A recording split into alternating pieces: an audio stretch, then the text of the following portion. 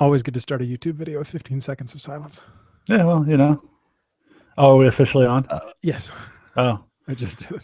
this almost didn't happen because my fucking Windows 10 update decided to start on its own, and it's like, Oh, my dad had so many issues with that, but that's a topic for a different show. So oh my god, we can talk about that after. All right. Are you ready to begin? I am ready. Okay, then this is 238 in 3, 2, 1, record. This week's episode of The Rundown is brought to you by the Hulk Hogan sex tape. Need a little light reading after a hard day's work? The records from the sex tape lawsuit will soon be released to the public. What better way to wind down your day than reading Hogan's racist rant or information about an FBI investigation into extortion committed against him? The Hulk Hogan sex tape. It's a whole new kind of fun. Mr. Anderson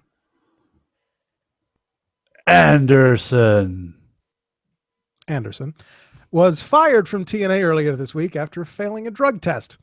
The situation sounds, at least to me, very similar to the whole Jeff Hardy Victory Road situation, where he had a terrible match with Eric Young, possibly because he was stoned out of his mind, and then later failed the test after that. The question is, why does Hardy get a pass, but not Anderson? Because Hardy draws fans. The thing is, all the rumors were that they were starting some kind of major angle with him, that they'd given him some sort of interview segment or like a Piper's Pit kind of deal, and they were going to use that to get him more matches and some kind of high profile angle, and he went and fucked it all up. Yeah, they stoned on pills. They did one episode of that, and it was the drizzling shits. Was it? Oh my god, it was awful. And then so to his defense, you'd probably have to be high as fuck to work in that company. But in terms of the Jeff Hardy getting a pass, think of it this way. Think of it as like The Rock and Titus O'Neil. Yeah. Well, Jeff Hardy's not The Rock, but for TNA purposes, he draws fans in the way The Rock draws for the WWE. Putting eyeballs on the product. You know what else The Rock has over Titus O'Neil? One less African-American parent. Wow. Well, it's just factually true. I don't know. I was going to say a better theme song. One less African-American parent. You're horrible. And I just noticed your tagline, and that's horrible as well. And accurate. Maybe. Depends on if I'm being a character or not. So bizarre. More likely to contain a title change than a live network special. It's episode 238 of The Rundown. My name is Adam. I'm your host, and it is Wednesday, March 16th, 2015. I'm alive. And I'm still a boy. Joining me this week, happy Stone Cold Steve Austin Day, Jason. Yes, it is 316, and that is a big thing going around the internet. I think I prefer 420 a little better myself, but it is. I'll take what you can get. It is Stone Cold Steve Austin Day within Stone Cold Steve Austin month, because this whole month is 316. Fair enough. I actually saw a Rick Roll video of like Stone Cold doing the little Rick Isley dance with the glasses today. Wow. That was the celebration that I saw on Facebook. The only one I saw was a GIF that he posted on Twitter of him swimming in beer on the mat. I saw that one. I have not seen Stone Cold as Rick Astley. You're gonna have to send that to me. Oh yes. I'll see if I can find it and share it for you. Did you watch Roadblock?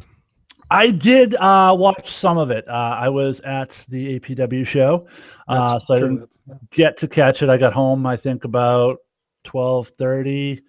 Well, the replays are always available on the WWE. There are a couple things I do want to go back and watch because I was kind of drifting in and out. So I started watching it about 12:30, 1 o'clock.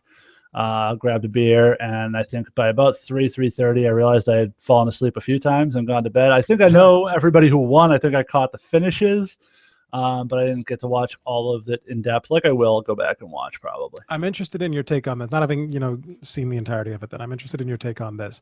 The WWE Championship match between Dean Ambrose and Triple H was, in my estimation, fantastic. It was a great match. They really put over the fact that, Dean Ambrose really could beat Triple H for the title if it hadn't just been for one bit of poor planning on his part, or as JBL was calling it, ring generalship on Triple H's part. But there are some, mainly Sal, and he says he is having this discussion with co-ghost Sean, saying basically now that Dean Ambrose is now 1994 Lex Luger, in that he's the guy who's always almost there, but never actually makes it to the top of the mountain. And Sal's argument, is we've seen him pin Triple H, but it got waved off. We've seen him pin Seth Rollins. We've seen him pin people who were the champion when they were champion, but he's never actually held the title. Mm-hmm. Yeah, and I think we kind of touched on a similar thing with Roman Reigns not too long ago, that you lose a bit of credibility in terms of trying to make this person a champion later if they constantly fail in the big moments. But in wrestling lore, one of the most famous storylines is the guy who loses and loses and loses the big one, and finally at the end, at the ultimate moment, wins the big one when everyone tells him he can't. That's a formula we've seen 1,000,001 times. But I do think you can sit here and say that over the last, 2-3 months, I think Dean Ambrose has legitimately turned himself into a main eventer in the eyes of pretty much everybody. And I don't think that was the case before this. I think standing toe-to-toe and hanging in there with Brock Lesnar and hanging in there in promos with Triple H and Paul Heyman, and then going out and just putting on a kick-ass match with Triple H. And by the way, give credit to Dolph Ziggler, too, who did the same thing on Monday Night Raw. They had a great match there, too. We'll talk about Dolph in a moment. But yeah, I think Dean's really elevated his status within the company, and to his credit. I am really looking forward to his match with Brock Lesnar at WrestleMania. Well, here's the trick for me on that one. He has to find a way to win that. Right. After all this, they can't then say, and they don't pin Brock Lesnar very often. I mean, I don't think... Has he even been pinned at all? We looked it up. I remember looking it up because Sal had asked before. It was one of the matches either against John Cena or Triple H, like when he first came back. That was the last time he had been pinned. The Extreme Rules one. Yeah, that's right. But outside of that, it doesn't happen. So, I mean, that was Extreme Rules. This is a street fight. So, right. Yeah, technically, even though they're not, it is the same thing in WWE vernacular. Well, and Dean Ambrose is bringing Barbie, as we found out on Raw. So. That was glorious. I love that bit. But I do think if Ambrose goes out and gets taken to Suplex City, and he's going to get the crap kicked out of him. But if after all that, Lesnar is the one that walks away with a win, it doesn't do anything for Lesnar, and it really could damage. Absolutely. Ambrose. 100% agree. Okay. We have a couple of voicemails here before we get to Raw. How many has Sal left on clogging up the voicemail machine? Just the two. Oh, okay. Because he knew that I was off the last 2 weeks, and he knew that you guys wouldn't have access to it. So, we're gonna do. I just pictured you coming back to 17 voicemails. Why are you not playing my voicemails? Well, they all come to my email. So. Okay. All right. Make sure my volume is up. TNA did one thing right. Like I said, topical but not topical. It's about TNA. So I don't think I've ever heard him talk about TNA in their entire existence. Also, he may be asleep, so be aware of that. And by the time this gets played, considering the rumors going around that they're looking for buyers, TNA might not even be a thing anymore. But sadly, before they get sold to New Japan or Ring of Honor or GFW for that matter, I'd like to say the one thing that TNA did right and the one thing WWE should try themselves. See, TNA, they were in need of stars. They always thought they had to buy their stars from people who were recently released from the WWE. When they couldn't afford to do that anymore, they knew The only chance they had was to make their own stars, and they didn't do a perfect job. But there was one person in particular that they did. They took a guy, relatively unknown, and they gave him an awesome gimmick. They hyped his debut before you ever saw his face on TV. They did the old school thing. They did vignettes. And when EC3, Ethan Carter III, debuted as the spoiled nephew of Dixie Carter, it was promising. What they did to make it different is EC3 remained unpinned and unsubmitted for over 530 days. And by the time he finally did get decidedly pinned without any controversy, TNA executed a double turn so beautiful it would have made Bret Hart and Steve Austin proud. And they did it with an aging Matt Hardy that many fans already feel is insufferable. And they did it perfectly to where Ethan Carter III is now the most over babyface the company ever had. You take a guy, you build up the anticipation of his debut. You then take that debut and turn it into a year plus of dominance. And you have one of the best heels in the company. And they did that with Rusev. But then you flip that switch because he's so over as a heel that you turn him face. And it doesn't work with everybody. But it worked with EC3. And that, boys, is the one thing TNA did right.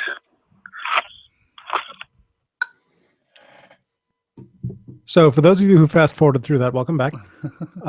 Sal is comparing the debut and subsequent undefeated streak of Derek Bateman, NXT's Derek Bateman, aka TNA's Ethan Carter III, to that of Rusev on the main roster. And saying that, and while I will fully admit that the end of Rusev's undefeated streak was the drizzling shits, to use a term that you've already used, and certainly could have done better. I don't watch TNA, so I don't know what I'm comparing it to. See, I watch TNA regularly. I'm still one of the sufferers. it's one of those habits now that You're the one out of.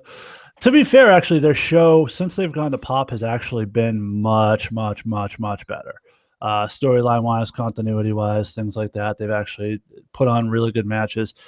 Mike Bennett's been a huge addition to that roster. I bet. Done a great job up there. I will take exception to Sal's idea that TNA decided to stop using older stars and build their own when I just watched a triple threat main event featuring, yes, EC3 facing Jeff Hardy and Matt Hardy,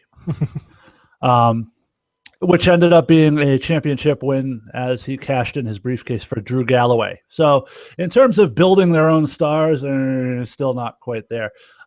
They've done a great job. You obviously haven't seen it because you don't watch it, but the former crazy clown, Crazy Steve, they've gone total dark clown with him and teamed him with Abyss, and they've made a really good tag team. I'm actually enjoying them.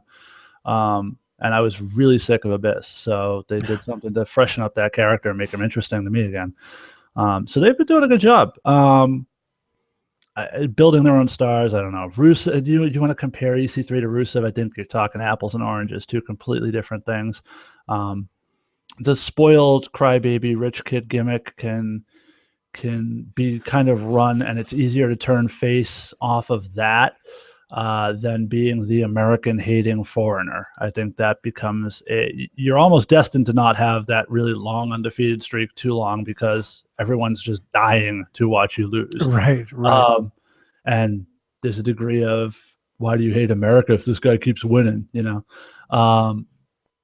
but it's harder to turn face after you've done that. For EC3, I think it was a little bit of an easier turn because he was never, even though he was portrayed as the rich kid, he was never really portrayed as a pansy or a wimp, or he was always kind of portrayed as a tough guy, a good wrestler, and an elite athlete, and he was positioned with the best the company has to offer, the Kurt Angles, the Jeff Hardys, the Bobby Lashleys. So I think they built him in the right way, but I don't think you can really compare him to Rusev. Yeah, I mean, like I think I've said it before on this show. That was my big concern at the Latter Day Heart Foundation during the Attitude Era, when leading up to when the Montreal Screwjob and all that is.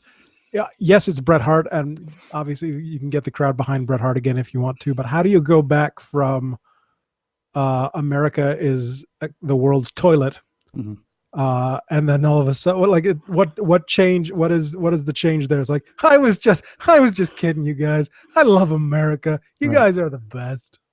Yeah, no hard feelings, right? I only called you a toilet. We're cool, right? We're cool. Yeah, no, it's definitely harder to do, and I disagree. I think the Rusev streak going to WrestleMania, I had no problems with the way they ended it. I have problems with the way creative handled Rusev after that. Definitely true. That's my bigger issue. And people talk about Cena killing pushes. I don't know that it's Cena kills pushes so much as the creative doesn't know what to do with these guys once they don't have a giant focal point like Cena for them.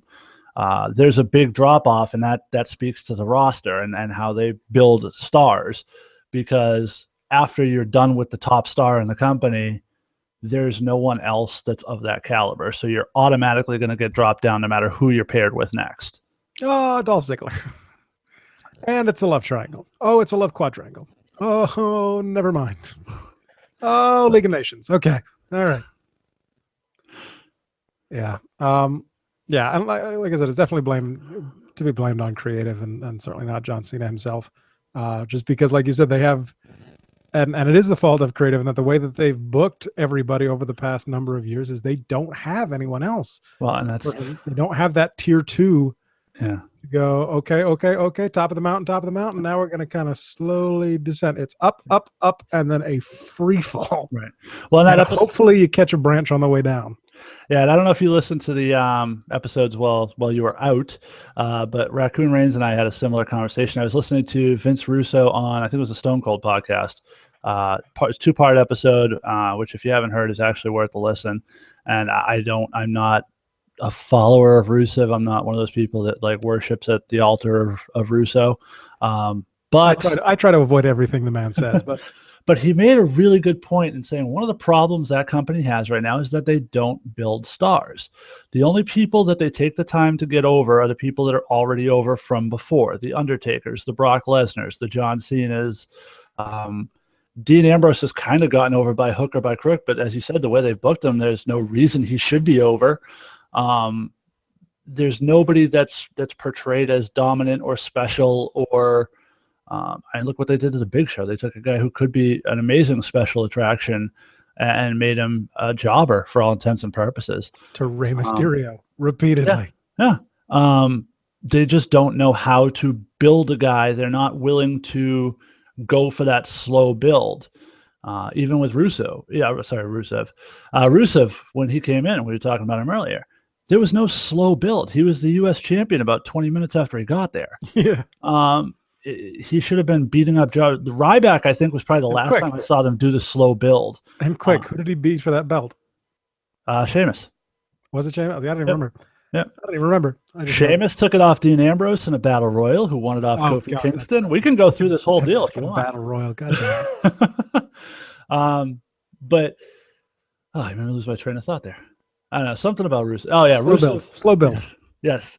But Ryback, I think, was the last time they took a slow build with somebody, and by doing that slow build, and you saw it, he came out, they were chanting Goldberg and you can't wrestle and blah blah blah, and the more they every week just sent him out there and had him beat up 2 guys and then 3 guys and then 4 guys, and then by a few months into that, people were legitimately buying him main eventing pay-per-views. Mm-hmm. Do you think that he should have been given the title during that time? Ryback? Yeah. No, but I think they should have had him not win it in a better way, if that makes sense. Yeah, not a shot to the nuts by a referee. Right, exactly. And I think he was he one of the ones that got victimized by the Shield too? Yeah. And stopped from winning? Repeatedly. Had they gone off and paired him with the Shield and done something really special with that would have been fine, but they basically just kind of killed it right there, and the Shield went off and did other stuff. Yeah. It's just, They did their slow build. They did a good job. They got that guy to that status where he was main eventing pay-per-views and he was over as fuck when he would come out. And then they just killed it on their own because this creative group, there's way too many chefs in the kitchen. Absolutely. We've said that on this show plenty of times. Yeah, and another great anecdote Russo talks about was apparently Vince had come to an agreement to bring him back at some point, and I think he said it was like 2012, 2013 or something. Now, take this for what it's worth, because who knows if Russo's just working everybody. But basically what he says is they had a handshake deal. He came in, he met with the writers, and when he was there before, it was him and Ed Ferrara, and they worked with Vince. So it was basically those two guys writing all the shows with Vince. And he came back, and there was a room full of 20 writers, and that was the Raw writing crew. So we talk about, and they don't get any of their ideas out. They just present them to Stephanie, who decides what to do with them. So is too many people who don't understand what they're trying to write for in the history of the business, I think. And that's kind of what kills that creative to you. Yeah. And the desire to keep everybody strong by making nobody strong, if you know what I mean. Yeah. The whole parody thing really needs to go. Whereas, guy A beats guy B week 1. So next time they have a match week 3, guy B needs to beat guy A. And then the next time it'll be the other way. And then maybe they can have a count out. Well, and here's my biggest problem, Adam, with the creative. Why am I watching a pay-per-view to see two guys fight who I've seen fight 5 fucking times on free TV? Yeah. These guys shouldn't touch each other until the pay-per-view. When I was growing up, you had 4 pay-per-views a year, so there was always anticipation. But you spent the 3 or 4 months in between each pay-per-view building to one match at the pay-per-view, and these guys never fucking wrestled each other, and it worked. Yeah. By the time you get to that pay-per-view, you're chomping at the bit to see these guys work together with each other. Bret Hart and Steve Austin, great example of that. Absolutely. The other thing that seems to be the issue is the fact that they seem to me to be so ADD, so short attention span, where unless it's a guy that they are desperate to get behind, like say your Roman Reigns is. But take your Tyler Breeze, where they bring him in, they give him Dolph Ziggler. The crowd doesn't really buy it. So they go, oh, well, fuck you. You're going to do nothing. But why did the crowd not buy it? That's the question. If the crowd not buying it is not Tyler Breeze's fault. Not at all. Absolutely not. That's the creative. You sent Tyler Breeze out there, and he was you had him sit out there, and the VIP lounge next to the ring was actually a good idea where he's sitting there with Summer. Week after week they did this, and he never got involved in Ziggler's matches. Never touched him. They didn't fight. There was nothing. So why the fuck do we care? He doesn't even care enough to get involved. Why should we care about it? But there's just no concept of how to write a feud. All right, let's get on to the other voicemail here, and then we can talk about Raw. Today is Tuesday, March 15th. We're on day, 14 of Adam March 2016. Hopefully, the Rundown host himself will return this week to the program. But very quickly, I did want to briefly talk about Monday Night Raw. They tried a lot of things on Raw, and a lot of things didn't work. You can pretty much almost 90% of the show didn't work. When you think about Roman Reigns and his attack on Triple H, and it just didn't have the right setting. It just seemed very messy and really thrown together, and the crowd wasn't into it. And speaking of which, things that didn't work, AJ Styles and his revenge on Chris Jericho. He did one move, and then he looked at Jericho and was like, "Yeah." There was a reason for that. We'll get to that. Yeah, exactly. He should have gone on top of him. He should have been punching the crap out of him. He should have, had that fire, and he didn't, and that was weird. But I'll tell you what did work. Was Dean Ambrose and Brock Lesnar. That was my favorite segment of Raw, simply because the Lunatic Fringe played that character to a T. Made fun of Brock Lesnar a little bit. Brock came down in the ring. Dean unzips his jacket, unzips his hoodie, and pulls a crowbar out from there. And that popped me big time. I mean, that was such an equalizer when you see the Beast coming down to the ring, and then all of a sudden Dean Ambrose has a crowbar. And they did what they needed to do. They got me very amped up for this match at WrestleMania. Unlike Shane McMahon and The Undertaker, which did not do what they need to do and actually got me worried for the match at WrestleMania. But Dean Ambrose and Brock Lesnar, I am buying. I'm totally in. And that's how you make a segment, boys. Everything else on Raw was hot garbage.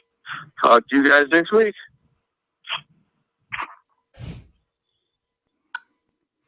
Yeah, so there were two things on Raw that I wanted to talk about. Neither of them were actually Dean Ambrose and Brock Lesnar or Shane McMahon and The Undertaker. All right, well, then can I chime in on his Dean Ambrose love? Yeah, go ahead. One of the reasons that was the only segment that worked for him, I think we can say, is that it's pretty obvious at this point Sal has a little barbed wire baseball bat in his pants for Dean Ambrose. But watching that segment didn't do as much for me, primarily because it was almost a carbon copy of the Triple H Brock Lesnar segment from a couple of years ago when he unzipped his jacket and pulled out the sledgehammer. Outside of, the different verbiage, but the context was kind of the same. It didn't, and we've seen it before. It didn't do anything for me. But I do like that Ambrose got out there and kind of got a little back and forth with Heyman. I thought that was good, and he held his own there. I think that helps. But I didn't regard that as a great segment on the show by any stretch. Mm-hmm. As much as I love Shane McMahon, and as much as I'm excited for Shane McMahon and to see Shane McMahon on my TV again, he needs to stop talking for a while. Because he stopped throwing those punches. That's what he needs to stop doing. Fucking up. He had one flub. I'm not too awful concerned about that. But those punches that looked like horrible. I think I made a comment on my Facebook that it kind of looked like a 13-year-old girl punching her brother on the couch to get the remote control. He's never had the best fists. No. Even back when he was here before, his offense, his punch-based offense always looked a little off to me. Yeah. But everything that happened on Raw to me speaks more to my theory at this point, and I believe it more and more now that we're going to get that Undertaker is going to be portrayed as Vince's bitch. He's going to have Shane beat. Vince is going to be screaming, pin him, put him away, and the Undertaker's just going to pull Shane right on top of him. Yeah. I'm not your bitch. I think that's got to be where it's going. It seems like it to me, definitely. Okay, so like I said, there were two things that I wanted to talk about Raw, and then a third thing that made its appearance today. The third of which we'll start with because you mentioned it during the voicemail, and that's Neville. Poor Neville. It's going to be out 3 months because he broke his ankle and his shin during his match with Chris Jericho. That is what accounts for the very awkward finish. That is what accounts for the very awkward argument with Charles Robinson. That was too. That was legit. Yes, I had notes on that. And that is what accounts for the very awkward segment with him and AJ Styles, because that was all being done to fill the time that the match was supposed to take. Mm-hmm. So, but according to .com, he does not need surgery. They're just going to, cast it and stretch it. Not stretcher. God damn it. Crutches. That's the word. And so he should be good to go in about 3 months. So, but he will miss his first opportunity at WrestleMania, and that's true. That sucks for him. The one thing you do worry about is those ankle injuries for guys who rely on high flying and agility moves that could have long-term impact on him. You hope that's not the case here, but it is something to watch for going forward. And it was the weirdest way that it happened too. Baseball slide, yeah. Yeah, he was doing like a drop kick to the knee, like baseball slide situation. He just landed it wrong on his leg. Well, yeah, he's trying to slide underneath Jericho, doing the between the legs slide spot, and he caught his foot or something. Well, yeah, his foot just got caught on the apron, the canvas, and it bent the wrong way. I've seen it actually happen before. It's not pretty. But yeah, no. So I consider myself lucky that I have never worked a show with any kind of major injury, other than a little bit of blood. But yeah, I wish I could say the same. I don't want that streak to end anytime soon. Yeah. But yeah, as you said, the argument with Charles Robinson after the injury was legit. Obviously, they tried to go home immediately, And Robinson did as he was instructed to do. He saw Neville's shoulder up on the roll up, and so stopped the count at 2. And Jericho got pissed at him, shoved him, and that's what caused that awkward DQ finish. Yeah. Also, and again, because they were trying to fill time, the whole thing with AJ Styles was improvised. Yeah. And so I think that's why he was trying to get them to chant AJ so that AJ would have time to get to the curtain and run out while somebody in the back ran and found him. But yeah, it was awkward. I think everybody watching knew that it was awkward and that something had gone wrong. Yeah. And that's what it is. We're no Neville for 3 months. So yeah, and just off the Neville topic for a second, but from the same segment, the phenomenal forearm. So bad. We talk about creative. How about lack of? Like, that's the best you could come up with? I feel like that's AJ though, because I feel like he'd posted something on Twitter like last week or the week before, saying that he was looking for a name for the forearm, and yeah, that's the best that you could come up with. I would go forearminal more over that, and that's not even that good. But I would pick it over. That's what we're gonna call it from now on. That's for sure. There you go. If I can interject one thing from Raw that I noticed that I'd really like to hopefully see never happen again, and it's been happening for a little while, but this is the first time I saw it on the main roster. I would like for Sami Zayn to never come to the ring dressed like a 1920s newsboy ever. Take off the hat, take off the dad jacket, and just come down to the ring and show what you can do. He's going to actually have a hard time getting over with that. And I think the fans haven't quite gotten around him the way, and looks and image and things like that will stop you from getting over. Yeah, I'm not 100% sure where that outfit comes from, but the hat's been a long running thing. I saw some kind of special where they did, it was people used to steal his hat in NXT, and it would end up on Tyson Kidd wore it to the ring once after he stole it at a poker game or at catering or something. And nobody knew where the hat was, and then Tyson Kidd wore it out to the ring on a show Sammy was on, and so they've been ribbing him about it forever. It's a hat that he usually wears. I think he's worn it for promos in NXT for a while. It's my lucky hat, you guys. But the jacket doesn't go. No. It looks like the jacket your dad wears when he coaches Little League. Okay, the two things that I wanted to talk about from Raw. First off, the New Day. I have really, really, really been enjoying the way that they have booked the New Day during their tag team title reign. In that, I'm going to say all, because I cannot remember one that didn't look like this. In that, in all of their title defenses, they have looked beatable, and you don't see that much. I mean, every match they had against the Usos, I was like, oh shit, now's when the Usos get the titles back. This series of matches against the League of Nations, all these matches, it comes down to a point where like, shit, they're going to lose. And then, they pull it out of their ass and retain the titles. And I think I'm just really enjoying that. Yeah. And I like the fact that they're turning them face without changing what's gotten them over. Right. I think that's been the great part. They're doing the right thing with them, booking them almost like Los Guerreros, where they do shitty, bad things, but they do it in an entertaining way and you like them. I mean, I'm still a fan of the trombone. Yep. Don't lose anything from the act. The fact that they're now selling the Bootios t-shirt in the box of Bootios is amazing. So genius. So good. Oh, their marketing is off the hook. I mean, you have the unicorn horns, you've got the New Day socks. I mean, the Bootios cereal. These guys have a future in marketing. I also enjoy their Minitron, where it's just the three of them on the unicorn kind of bounding across the thing. I enjoy that immensely. Okay, the other thing from Raw, Dolph Ziggler. What the fuck, Dolph Ziggler? His appearance, not for the match, because they made the match during it, but his first appearance during the Authority promo was so fucking confusing. I liked it. But go ahead. He just appears out of nowhere and starts talking shit, and then goes, "Are you gonna fire me again?" Nobody said anything about him getting fired. No, up to that point, nobody had said anything about him getting fired. And then the next part, he starts talking about, you were talking about, so and so and John Cena and me, and nobody had fucking mentioned him up to that point either.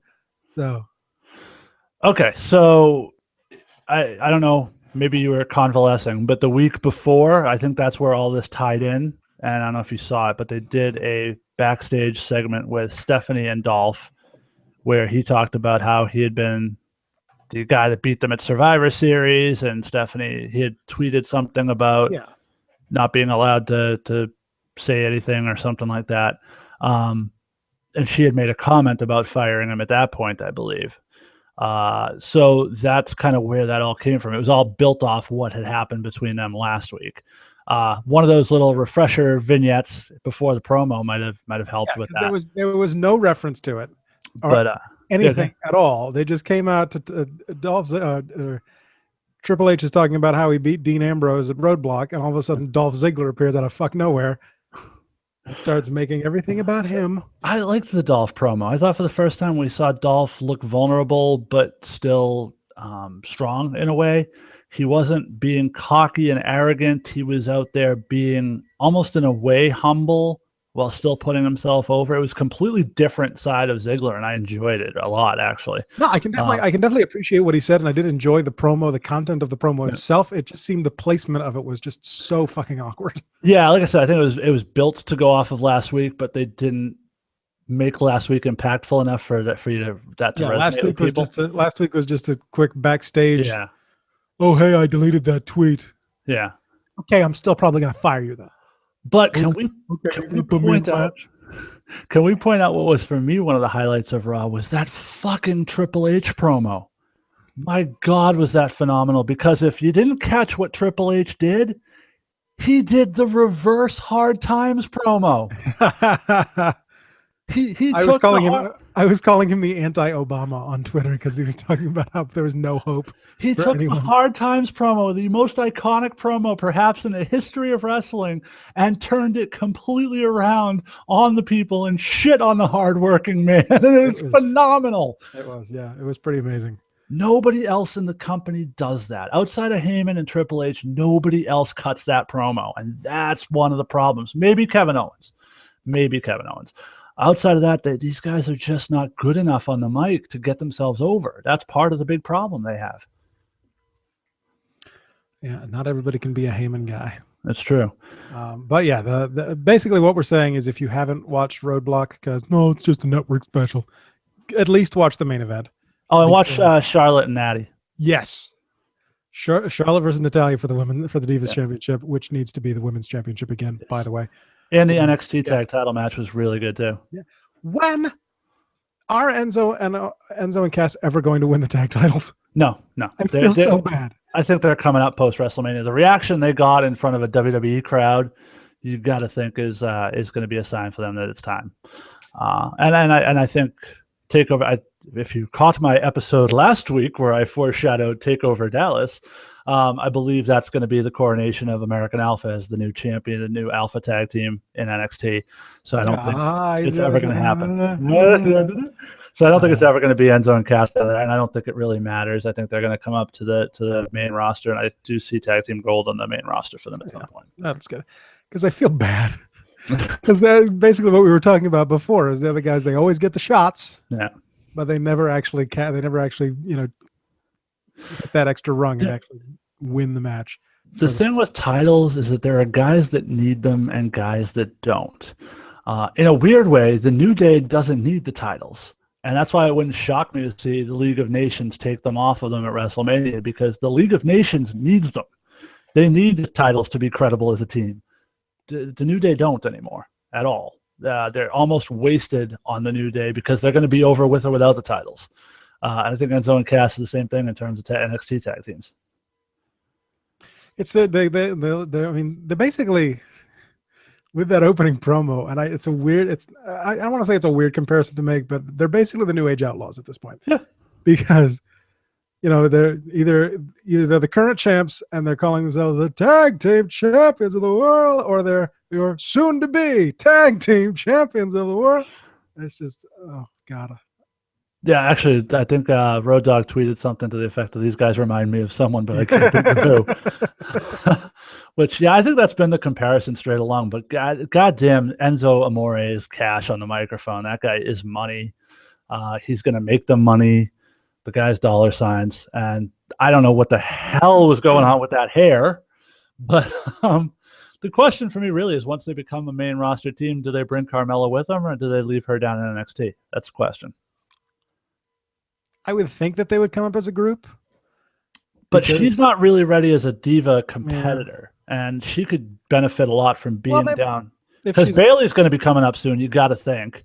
So they're going to need top girls down there, and a lot of those girls aren't ready yet, outside of Asuka and Emma, who should be brought back up as a heel right now because she's better than half the heel girls they have.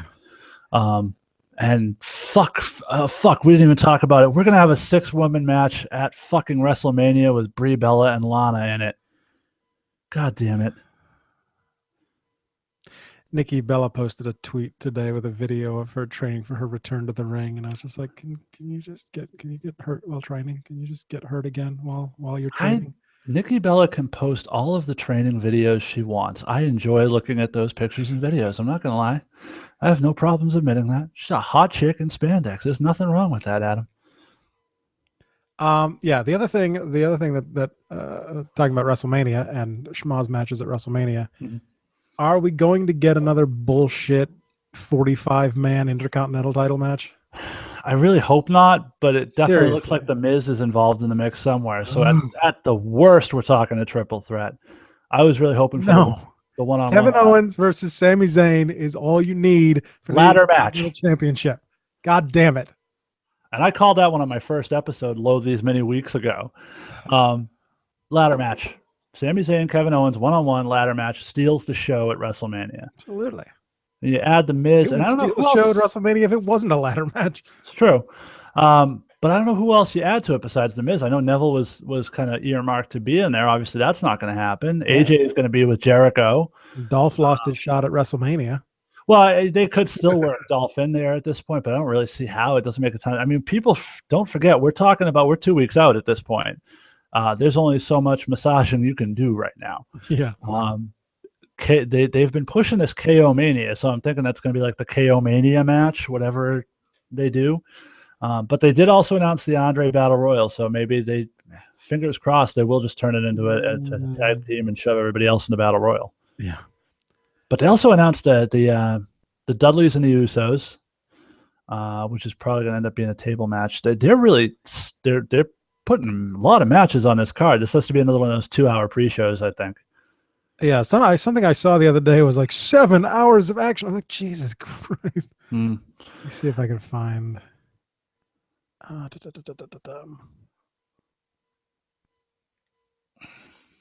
Sorry, I know this is terrible radio, but I saw there's one of the there it is, updated WrestleMania 32 card.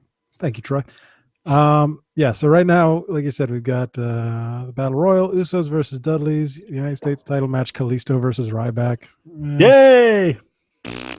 That could be really how interesting, awkward. though. How awkward was that fucking promo 2 weeks ago? Jesus Christ! It just went on. way too long. Ryback backstage, and and you're stupid, and you're tiny, and you have a stupid face. In a weird way, I'm really interested to see that match. I think with a good performance against a giant, for lack of a better description, in Ryback, I think Kalisto could really cement himself as a guy they can get behind in this company. I think WrestleMania is a big night for Kalisto in terms of where he goes from there. I think he probably loses the title at WrestleMania. But how rubbing against the microphone? Is that what that noise is? Oh, I got a little Velcro thing I was messing with. Sorry. Okay.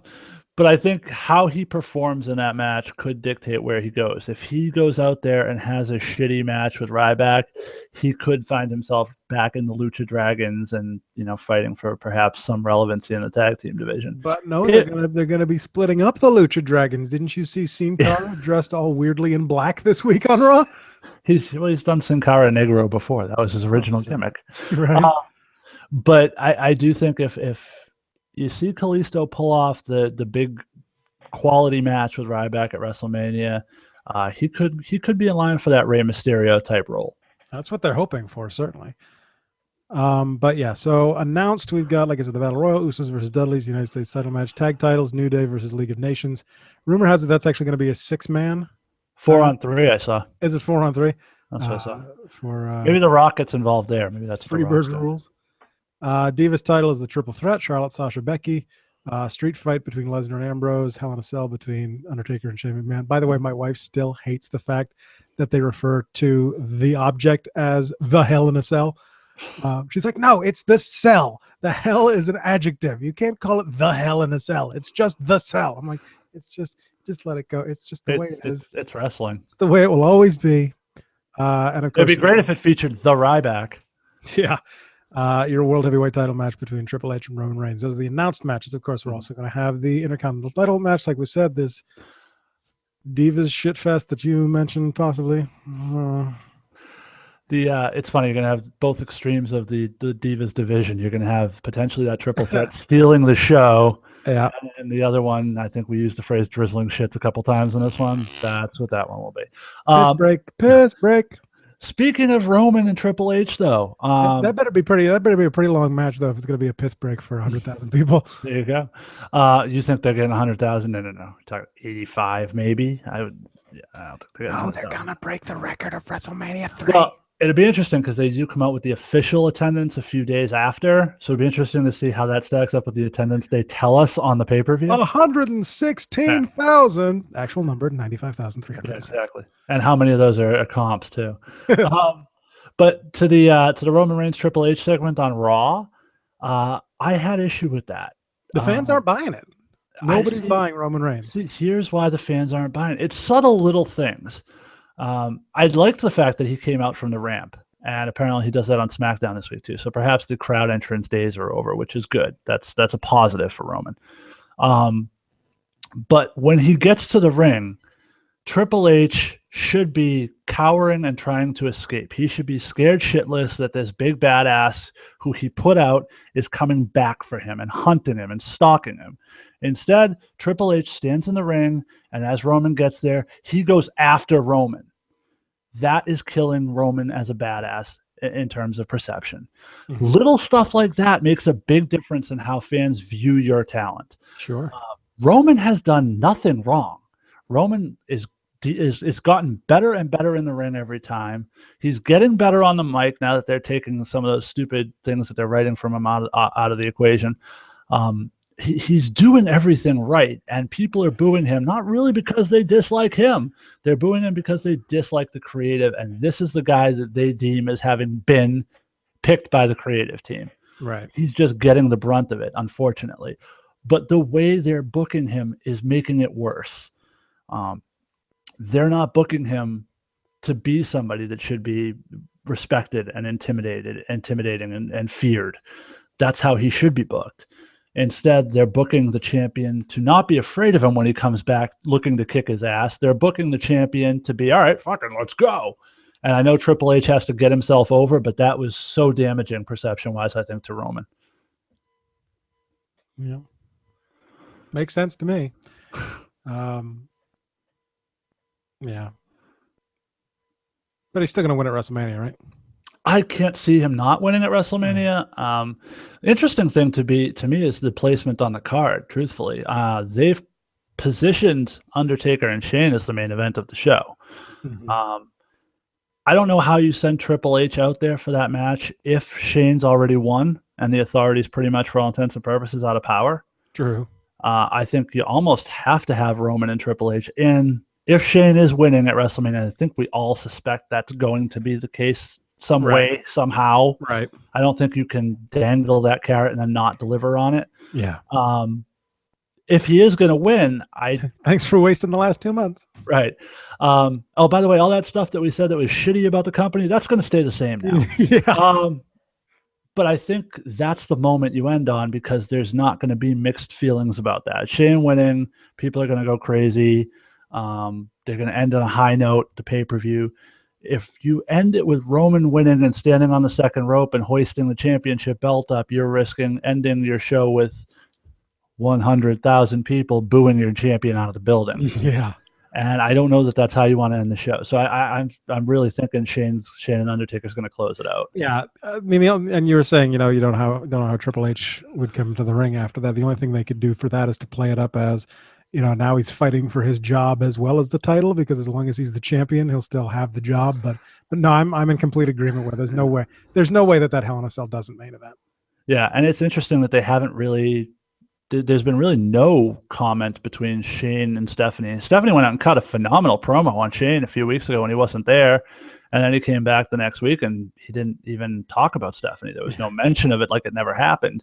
And there's been Triple H hasn't even uttered the words Shane McMahon in any of his promos since Shane's been back. It's he's got weird. Other things to focus on, I guess, but the whole thing's been weird. I know there's supposedly some real backstage heat between them.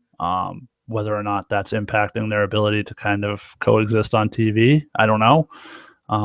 But I think it's definitely taking away from it. I think it would be more meaningful if it was kind of the whole authority and Vince against Shane. Yeah, I mean, I've read the rumors, as it were. There's a bunch of stories talking about how Vince is trying to manufacture heat between competition, Shane and Triple H. But yeah, I mean, I agree completely. It's the Hell in a Cell is going to be the main event. I think Shane has to win because, like you said, otherwise, what's the fucking point? Yeah, we still suck. Tune in Monday. Yeah. So. And that is coming up in 2 weeks from Sunday, I believe. Yes, the 3rd. We're down the home stretch here. We're on the Hershey Highway. We're approaching the dark and looming tunnel towards WrestleMania. Yeah.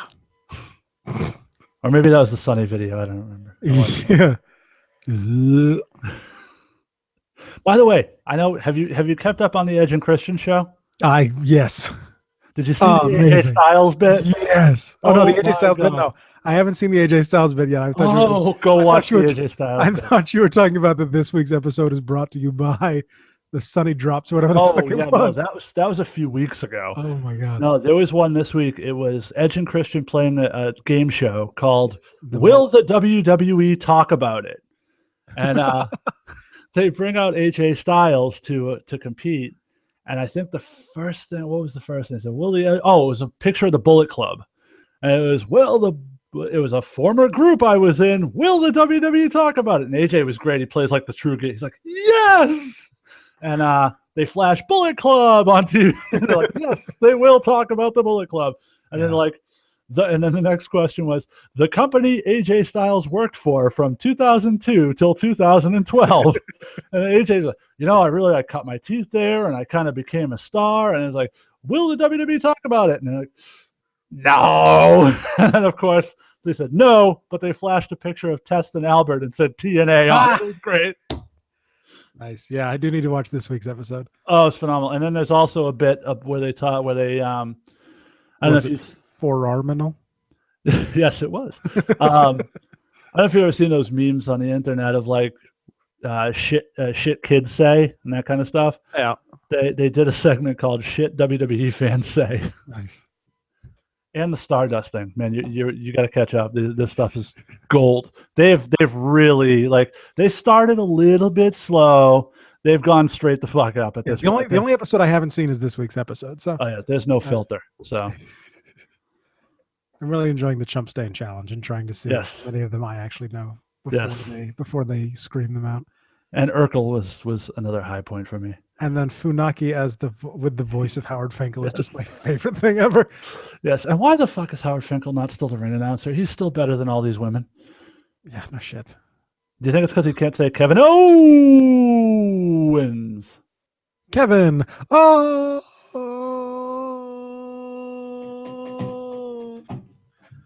Wins. God, I hate Aiden Styles. But she's hot. Yeah. She's hot. Smoking. I've seen her live. Okay. So how you feeling? You feel like you got off the bench now? Everything? I think that does it. Did you stretch first?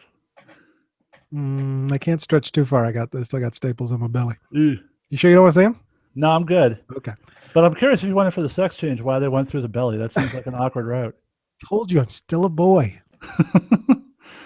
Well, above the waist. That would be the weirdest thing ever. This head. Anyway, And you are no longer allowed to miss wrestling shows. So there you go. That does it for the rundown for this Wednesday, March 15th. Stone Cold Steve Austin, March 16th, rather. It still says Tuesday on my notes. Wednesday, March 16th, Stone Cold Steve Austin Day 2016. 256 days since Finn Balor won the NXT Championship. Thank you for that. Go to audibletrial.com/rundown for a free audiobook and a 30-day free trial. Plug time. Lucky Pro Wrestling presents Homecoming at the Elks Lodge in Clinton, Massachusetts on Saturday, April 9th. Atlantic Pro Wrestling returns on April 16th at the APW Arena in Newbury, Massachusetts. And Liberty States returns on Saturday, April 23rd at the John McCarthy Elementary School in Peabody, Mass. You got anything to plug over there? I'm curious why you did the whole thing as Bill Clinton, but because it's Clinton, Mass. It's a running gag on this show. Well, I get it for the one show, but for the rest of them, whatever. I am going to be appearing on UFO Wrestling's benefit in June. You can look up UFO Wrestling on Facebook. It's benefit for Children's Hospital every year. We do it. It's great. Oh, that show's been canceled. No, not the April one, the June one. There was an April vacation one planned, but that got canceled. I was talking about the Adult Swim show, Children's Hospital. Oh, sorry. Yes. Fair enough. I missed that. I never really watched much of that show. So I've heard of it, but yeah, so that's coming up. So check out UFO Wrestling on Facebook for more information. Follow us on Twitter at Rundown Podcast. I'll live tweet Raw, sometimes SmackDown when I remember to watch it, sometimes WWE Roadblock. That was fun. Send emails to rundownwrestling@gmail.com. Leave us a voicemail like Sal does at 206-202-6478, 206-20. Angst. Like us on Facebook. Tell your parents and your grandparents to like us on Facebook at facebook.com/rundownwrestling. To make a donation of the monetary variety, go to rundown.podomatic.com and click the PayPal donate button on the right-hand side of the screen. If you donate $50, I'll plug your shit. Whatever. Watch archived episodes at youtube.com/rundownpodcast, except for the episode before this one, because for some reason y'all decided not to do it on Google. That was Raccoon Rain's decision. Sure it was. He's the veteran. I was simply following his lead. And I think he just didn't want to look at me, and I can't blame him for that. Yeah, circle me on Google Plus at google.com/plus Adam Rundown Host. Feeling constipated? Free yourself up at tinyurl.com/distant horizons. Chasing distant horizons. It's poetry for your asshole. Sorry, I gotta do that. I can't help it. I like the dance. I like the Chasing Distant Horizons dance. That's fun. Is that the poop flowing through your asshole? Is that what there you go. Oh, fair. Good point. There we go. That's the new thing. Check out our sister podcast, Shadowvane, at shadowvane.net. The season, or I guess you could call it series finale for Progenics Labs, I think went up today. I die in it, so check that out. Spoiler alert. You can also have you listened to the show? I think it's fairly obvious. Also check out, you can support them at patreon.com/shadowvane. You can also check out the Pen 15 Club on Stitcher and iTunes, episode 2 coming eventually. Tuning Japanese on Facebook and Twitter. Episode 1 is up now on Podomatic. I don't think they're on iTunes yet, but check them out as well. And of course, the Raw Attitude podcast featuring Henry Hugeplex, the suplex throwing human duplex, on iTunes. And I believe he's now up on Stitcher as well. And Henry adding co-hosts to his Raw Attitude podcast in a new twist. Yes, indeed. I'm looking forward to this week's episode. He has a special guest on. Spoiler alert. I'm not going to tell you who it is. You have to listen. You have to listen to yourself. So those are all the podcasts on the Beefcase Network, which I'm going to call it until Andy forces me to stop calling it that. What's your favorite non-Beefcase podcast? Oh man, wrestling related. Let's keep it topical. Honestly, at this point, because I'm so far behind and I listen to so many podcasts, the only other wrestling-related podcast that I've listened to is The Art of Wrestling with Colt Cabana. Okay. I personally like the VIP Lounge on MLW. If you haven't checked that out, for MVP does a really great job. Him and Alex Greenfeld, former writer for SmackDown. I've heard the Taz's show is pretty good. Taz's show is good. The problem with Taz's show is it's 2 hours a day, every day. Jesus. Because it's a live radio show now on CBS. It went from being a podcast to being a real-time, big-time radio show. But he does specials like was it the fantasy draft editions where they pick like the 10 best at each category, and those are actually really good. Him and Mike Tenay do a great job on that. So, And I've heard Jericho's is the shits.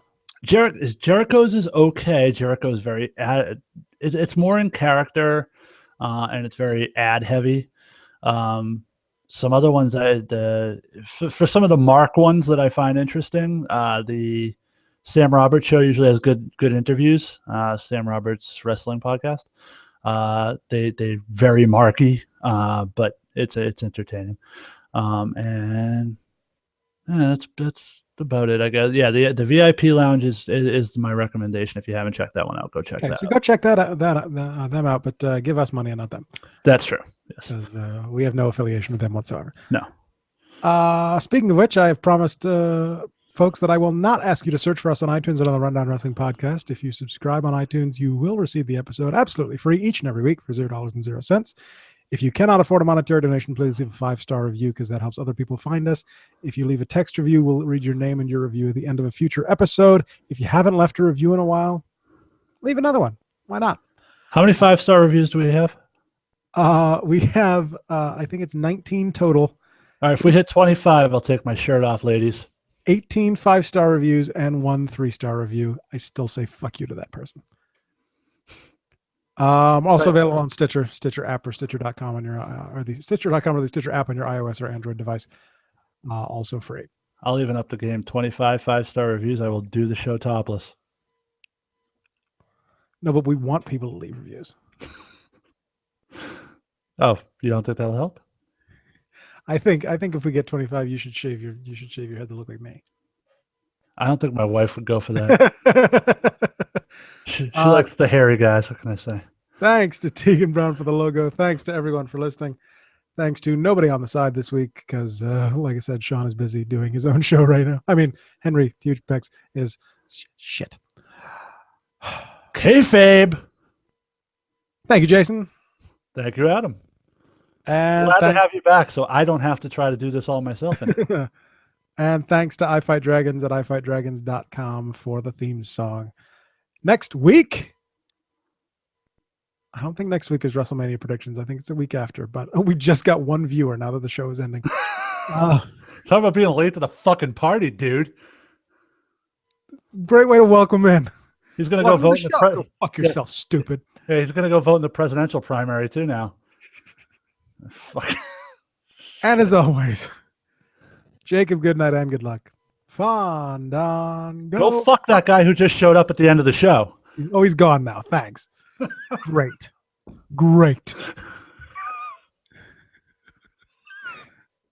And I have nothing. I have no thoughts to leave you with right now. I'm too fucking tired. So we'll just leave it at Jason yelling at that guy. Yeah, go fuck that guy. Fuck him. He's probably the guy who left us a 3-star review. You shove a flaming hot poker up his asshole. All right. I'm done now. Goodbye, everybody.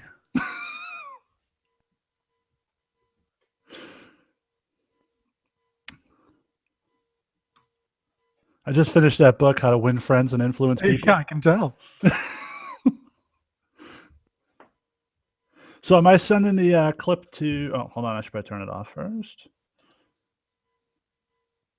Yay. All right. Am I sending it to Andy or am I sending it to you? You can send it to me. If they line up, I can do it. All right. Not, I'll just if there's actual editing and lining up that needs to be done, I'll send it to him. There you go. Fair enough. This way he doesn't get to put his free Shadow Van plug at the beginning. There you go. Now, does he plug your show on his show? Of course not. Okay, because neither does Sean. I'm just saying. The Beefcase Network needs to tighten up and push each other's shows. No point of a network otherwise.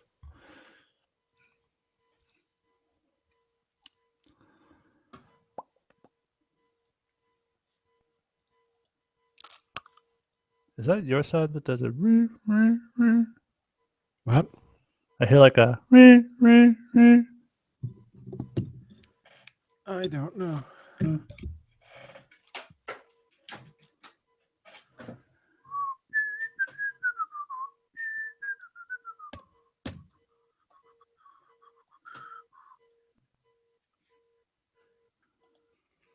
And we still managed to go for an hour.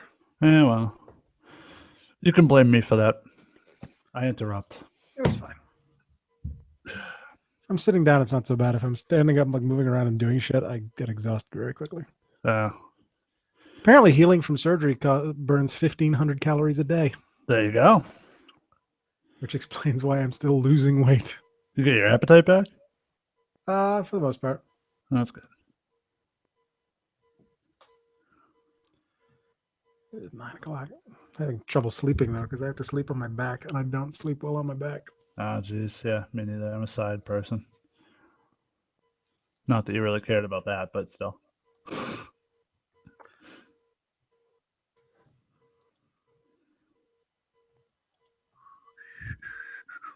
Well, once this is done, I can then try to let Windows do this fucking update that it's so desperate to do.